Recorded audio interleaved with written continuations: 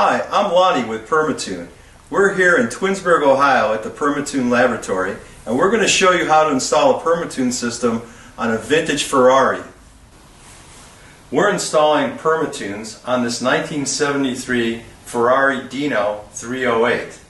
The engine is out of the car right now, being rebuilt at another shop.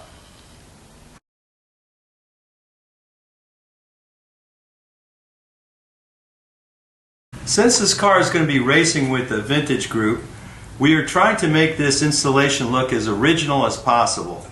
Here we have the original bracket. We have coils that look original because they have the black body and the brown top.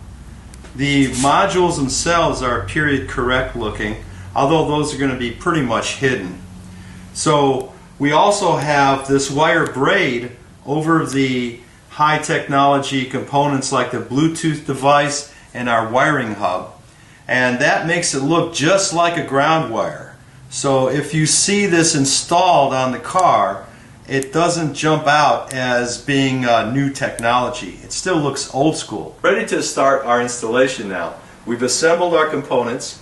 Here we have two ignition modules, we have a power relay, we fabricated our harness. Here we've mounted the two coils on their mounting bracket. We've already connected in the wiring hub and two Bluetooth devices into the modules.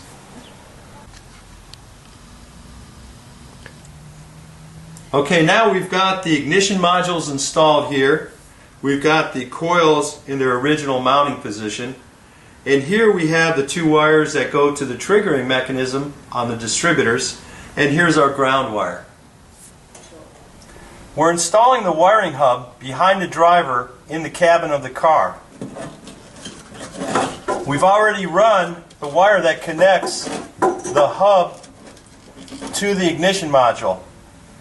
We then connect all of our connections through this terminal strip, which then plugs into the hub.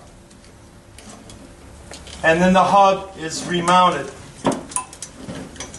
This way we can make all of our connections for the tachometer, the shift light, and anything else we want at the hub rather than having to run all those wires into the engine compartment.